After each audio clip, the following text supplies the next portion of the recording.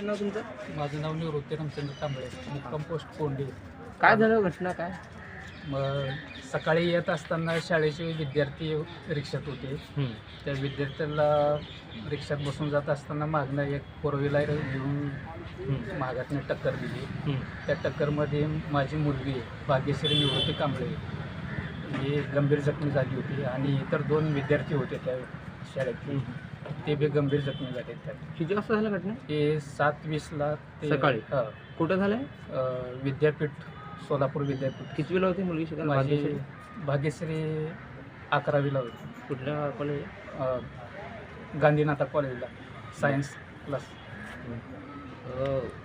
कसं घडलं हे अपघात? काय माहिती माहिती सकाळी शाळेला जात असताना मागातनं फोर व्हीलरने टक्कर दिली. धडक देणार सापडलं का पळून गेले? पळून गेला तो, थांबलाच नाही. तुम्हाला कशी कळाली घटना? मी सकाळी त्यांच्या मागे